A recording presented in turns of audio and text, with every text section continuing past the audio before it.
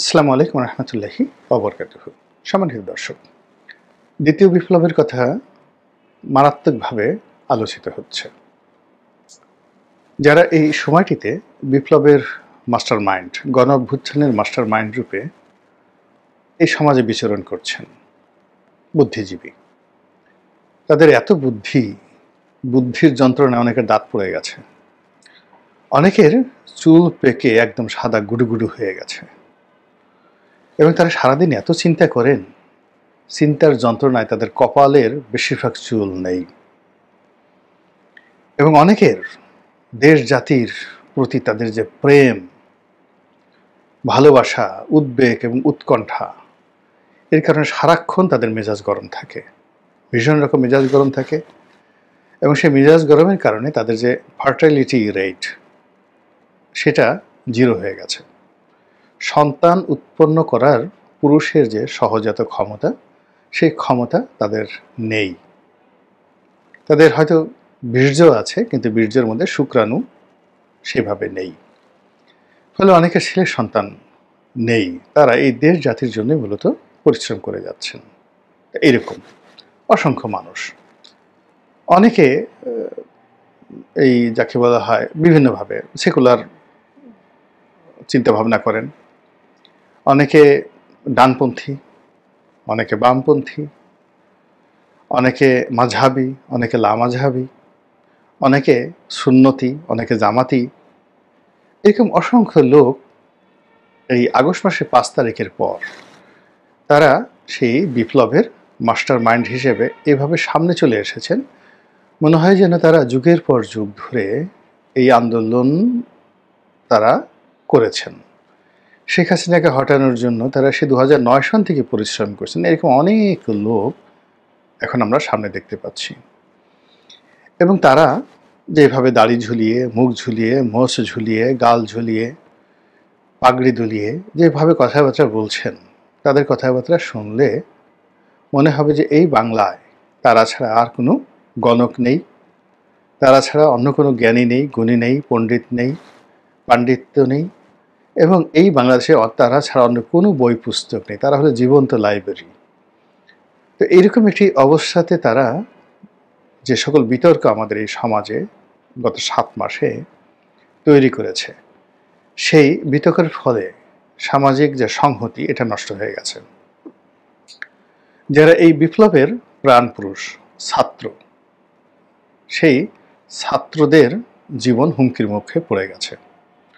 তাদের দুর্মতি, দুর্বুদ্ধি এবং অতি পাণ্ডিত্যের কবলে পড়ে কোমলমতি বিপ্লবীরা, কোমলমতি আন্দোলনকারীরা, গণঅভ্যুত্থানের নায়ক এবং নায়িকারা অবাক বিস্ময়ে একটার পর একটা ভুল করে গেছে, এবং এখন পর্যন্ত সেই ভুল করে চলেছে। বাংলাদেশ যখনই শুরু হলো, আসলে মূলত ব্যাপার হলো যে আপনি যদি বিতর্ক করতে চান, সেই বিতর্কের ব্যাপারে বেশি বিতর্ক করা আল্লাহ রাব্বুল আলামিন নিষেধ করে দিয়েছেন। এর কারণ হলো আল্লাহ বলেছেন যে তোমাদেরকে আসলে খুব কম জ্ঞান দেওয়া হয়েছে। আমা উতিতুম মিনাল ইলমি ইল্লা কলিলা। মানুষদেরকে আল্লাহ খুব কম বুদ্ধি দিয়েছেন। ফলে এই বুদ্ধি নিয়ে মানুষের জন্ম রহস্য, মৃত্যু রহস্য, কিভাবে বাঁচে, কি এত কিছু করে, এগুলো নিয়ে এত বেশি চিন্তা ভাবনা বিতর্ক করার দরকার নেই। মানে আল্লাহ রাসূল সাল্লাল্লাহু আলাইহি সাল্লামের কাছে জিজ্ঞাসা করা হয়েছিল রূহ সম্পর্কে, যে আমাদের মধ্যে যে কলিজ মানে রূহ যেটি আসা যাওয়া করে, এটা আসলে কি। এখন এই বিষয়টি এতটা জটিল যে বিজ্ঞান এখনো পর্যন্ত রূহ জিনিসটা কি, প্রাণবায়ুটা কি, এটা এখন পর্যন্ত ধারের কাছে যেতে পারেনি। আজরাইল আমাদেরকে আসে, জান কবজ করে নিয়ে যায়। কি নিয়ে যায়? কেন মানুষ মরে যায়? কেন মানুষ বেঁচে থাকতে পারে না, অনন্তকাল বেঁচে থাকতে পারে না? কি এমন রয়েছে যে জিনিসটা চলে যায়? এই যে রূহ কথা বলা হচ্ছে, কেউ বলে ইল্লিনে যায়, কেউ বলে সিজ্জিনে যায়, কেউ মারুফতি, নানা রকম তথ্যপত্র দিয়ে অসংখ্য বিতর্ক আমরা এখন করার চেষ্টা করেছি। অথচ মুহাম্মদ রাসূলুল্লাহ সাল্লাল্লাহু আলাইহি সাল্লাম এর কাছে যখন এই বিষয়ে জিজ্ঞাসা করা হলো, আল্লাহ বলে দিলেন যে তোমাদেরকে খুবই কম জ্ঞান দেওয়া হয়েছে, সেগুলো নিয়ে আর বিতর্ক করো না, বেশি প্রশ্ন করো না। 1 2 নম্বর হলো যে প্যাঁচ লাগায়ও না, শুধু বিভিন্ন বিষয়ে প্রশ্ন করা, অতিরিক্ত প্রশ্ন করা এবং বিতর্ক তৈরি করা, একটার উপর একটা ঝামেলা তৈরি করা, এগুলোর ফলে ফিতনা তৈরি হয়। এবং যে কোনো ফিতনা যাকে বলা হয় হত্যার চাইতেও, মানে ফিতনা যারা সৃষ্টি করে তারা হত্যাকারীর চাইতেও অধম। মানে ফিতনা হত্যার চেয়েও জঘন্য, এইভাবেই কিন্তু ইসলামে বলা আছে। তো এই ফিতনা সৃষ্টি করার ক্ষেত্রে মুনাফিকি এবং অতিরিক্ত প্রশ্ন করা, এবং এই দুটো কাজই বনী ইসরায়েলরা করত, অর্থাৎ ইহুদিরা করত। এবং তারা সেই ফিতনাটা কিভাবে তৈরি করত, এই জন্য আল্লাহ রাব্বুল আলামিন পবিত্র কালামে পাকে দুটো খুব গুরুত্বপূর্ণ ঘটনা বর্ণনা করেছেন। একটা হলো যে বনী ইসরায়েল জাতির একজন লোক মারা যায়। এখন কোনো অবস্থাতেই কে মারা গেছে, যে মারা গেছে তাকে কে মেরেছে, এই বিষয়টি নির্ধারণ করা যাচ্ছে না। তো বনী ইসরায়েলের লোকজন এসে হযরত মুসা আলাইহিস সালামকে বললেন যে আপনি তো আল্লাহর রাসূল, আপনি কী ধরনের আপনার ক্ষমতা আছে, আমরা একটু দেখতে চাই। তা আপনি একটু আল্লাহর কাছে জিজ্ঞাসা করেন, আল্লাহ বলে দিক যে এই হত্যাকারী কে। তো আল্লাহ রাব্বুল আলামিন সেই বনী ইসরায়েলদেরকে জবাব দেওয়ার জন্য তিনি একটা সিস্টেম করলেন। কেননা তিনি সরাসরি নাম না বলে তিনি এরকম একটা পরীক্ষা করলেন, কাজ করলেন, যাতে করে ওই কর্মটি করলে, অর্থাৎ একটি গোবৎস, সেই গোবৎস জবাই যদি করা হয় তাহলে সেই গোবৎসের জবাইয়ের যে মাংস ওই মৃত ব্যক্তির শরীরে স্পর্শ করা মাত্র সে মুহূর্তের মধ্যে জেগে যাবে এবং সে নিজেই সাক্ষ্য দেবে আমাকে অমুক খুন করেছে, তারপর সে আবার মরে যাবে। এই হলো কাহিনী। এরপরে শুরু হলো সেই বাছুর, মানে গরুর যে গরুটিটা কেমন হবে, রং কেমন হবে, বাড়ি কোথায়, খুর কেমন হবে, লেজ কেমন হবে, রং কেমন হবে, হাজার রকম প্রশ্ন করে পুরো বিষয়টিকে এমন জটিল করে তোলা হলো, এখন আর ওই গরু তো পাওয়া যাচ্ছে না খুঁজতে খুঁজতে। এবং এটাই হলো বিতর্কের যাকে বলা হয় খারাপ দিক, যেটা আল্লাহ নিষেধ করেছেন যে অযথা বিতর্ক করো না, অযথা প্রশ্ন করো না। 2 নম্বর হলো যে আর একটা কাহিনী এরকম আছে, এই ধরনের অহেতুক ঘটনা থেকে, কিউরিসিটি থেকে যেখানে ফিতনা তৈরি হয়। যেমন একজন মূর্তি পূজক ছিলেন, মূর্তি বানাতেন, হারুন আস-সামিরি। তো হারুন আস-সামিরি তিনি ওই বনী ইসরায়েল জাতির সঙ্গে নীল নদ বা সমুদ্র পাড়ি দিচ্ছিলেন। তো তিনি যখন পাড়ি দিচ্ছিলেন হঠাৎ করে তার নজরে এলো যে হযরত জিবরাইল আলাইহিস সালাম যে ঘোড়ায় করে পার হচ্ছিলেন, সেই ঘোড়ার খুরে যে ধুলা উড়ছিল সেগুলো মুহূর্তের মধ্যে স্বর্ণ রেণুতে পরিণত হয়ে যাচ্ছিল। তো এটা সে যেহেতু মূর্তি বানাতো, তো তার হঠাৎ করে কিউরিসিটি জাগলো এবং কোনো রকম চিন্তা ভাবনা না করেই তিনি করলেন কি, সেখান থেকে সেই স্বর্ণ রেণুগুলো তিনি সংগ্রহ করলেন এবং নিয়ে গেলেন। যাই হোক, খুব সংক্ষেপে করছি, পরবর্তীতে কোনো এক সময় তিনি সেই স্বর্ণ রেণু দিয়ে একটা গরুর বাছুর তৈরি করলেন এবং আরও অনেক অলৌকিক ঘটনা আছে, কাহিনী আছে। তো সেই স্বর্ণের বাছুরটি হঠাৎ করে হাম্বা হাম্বা বলা শুরু করলো এবং এটি একটা দোয়া, তার মানে একটা ডিজায়ার, তিনি মুসা আলাইহিস সালাম এবং হযরত হারুন আলাইহিস সালাম তাদের কাছ থেকে তিনি চেয়ে নিয়েছিলেন।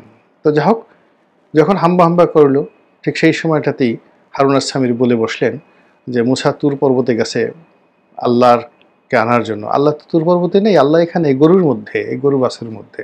এই শুরু হয়ে গেল যুদ্ধ, সে ভয়াবহ যুদ্ধ। তো এই যে ফিতনা, এই ফিতনাগুলো আমাদের এই বর্তমান জামানাতে অহরহ হচ্ছে, যখন আপনি কোনো জ্ঞানী লোক ইন্টেলেকচুয়ালি এইভাবে একটি সম্ভাবনাকে, তাই সেই যাকে বলা হয় নিজেদের মধ্যে থেকে সেটাকে বিভ্রান্ত করে ফেলে।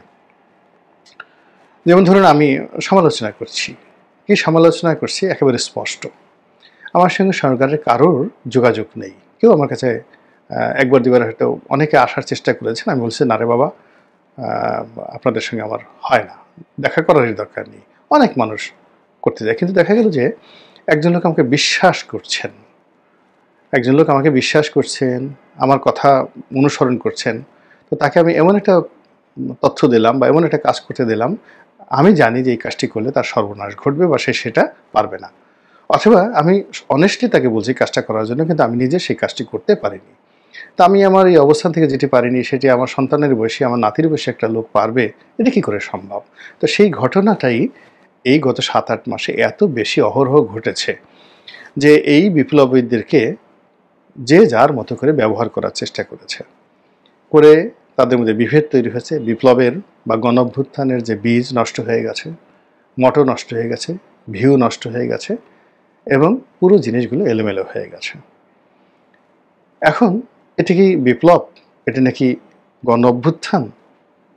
এখন আমরা কি করব? নতুন সংবিধান রচনা করব, আগের সংবিধান ছুঁড়ে ফেলে দেব, না সংস্কার করব? এটা কি বিপ্লবী সরকার হবে নাকি এইভাবেই চলতে থাকবে? এরকম অসংখ্য শত শত যাকে বলা হয় তর্ক এবং বিতর্ক তৈরি হয়ে গেছে এবং সেই বিতর্কের মাঝে বিপ্লবের যে মূল স্পিরিট, সেই স্পিরিটটা কিন্তু হারিয়ে গেছে। এবং এগুলো হারানোর ফলে এখন আবার তারাই বলছে দ্বিতীয় বিপ্লব। একটা বিপ্লব হতে বহু বছর সময় লাগে।